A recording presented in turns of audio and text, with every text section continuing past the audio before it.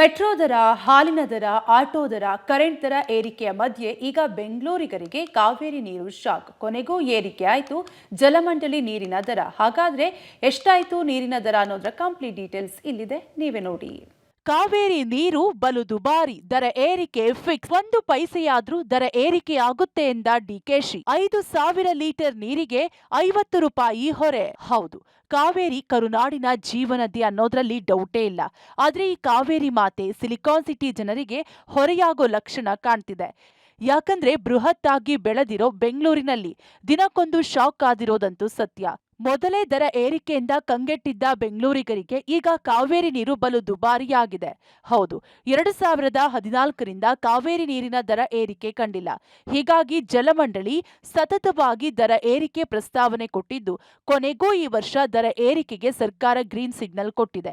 ಬೆಂಗಳೂರಿನಲ್ಲಿ 1 ಪೈಸೆಯಾದ್ರೂ ನೀರಿನ ದರ ಏರಿಕೆಗೆ ತೀರ್ಮಾನ ಮಾಡಲಾಗಿದೆ ಅಂತ ಡಿಸಿಎಂ ಡಿಕೆ ಶಿವಕುಮಾರ್ ಪರಿಷತ್ ಶೂನ್ಯ ವೇಳೆ ಕಲಾಪದಲ್ಲಿ ಕಾಂಗ್ರೆಸ್ ಸದಸ್ಯ ರಾಮೋಜಿಗೌಡ ಪ್ರಶ್ನೆಗೆ ಉತ್ತರಿಸುವಾಗ ಹೇಳಿದ್ರು.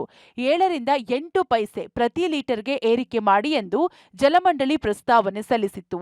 ಆದ್ರೆ ನಾನು 1 ಪೈಸೆ ದರ ಏರಿಕೆ ಮಾಡಲು ಒಪ್ಪಿಗೆ ಕೊಟ್ಟಿದ್ದೇನೆ ಅಂದ್ರು. ಇನ್ನೊಂದು ದೊಡ್ಡ ಪ್ರಾಬ್ಲಮ್ ಆಗಿದೆ. 2014ರಿಂದ ಸುಮಾರು 11 ವರ್ಷ ಆಗಿದೆ, ಇಲ್ಲಿವರೆಗೂ ಆ ವಾಟರ್ ಪ್ರೈಸ್ ರೈಸ್ ಮಾಡಿಲ್ಲ. ಅಟ್ಲೀಸ್ಟ್ ಈಗ 1 ಪೈಸಾರು ರೈಸ್ ಮಾಡಬೇಕು ಅಂತ ತೀರ್ಮಾನ ಮಾಡಿದ್ವಿ. ಮಿನಿಮಮ್ 1 ಪೈಸಾರು.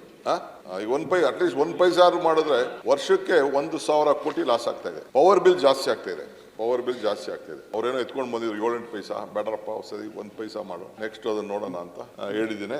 ಇನ್ನು 1 ಪೈಸೆ ಪ್ರತಿ ಲೀಟರ್ಗೆ ಜಲಮಂಡಳಿ ನೀರಿನ ದರ ಹೆಚ್ಚಳವಾದ್ರೆ ಪ್ರತಿ ತಿಂಗಳಿಗೆ 5,000 ಲೀಟರ್ ಬಳಸುವವರಿಗೆ 50 ರೂಪಾಯಿ ಹೆಚ್ಚಳವಾಗಲಿದೆ.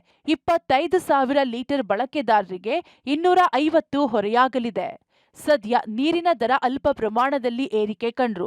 ಜನರಿಗಂತೂ ದರ ಏರಿಕೆ ಬಿಸಿ ತಟ್ಟಿದೆ. ಇತ್ತ ವಿದ್ಯುತ್ ದರ, ಹಾಲಿನ ದರ ಏರಿಕೆಯು ಶೀಘ್ರದಲ್ಲೇ ಆಗಲಿದೆ ಎಂಬ ಸುಳಿವು ಕೂಡ ಸಿಕ್ಕಿದೆ.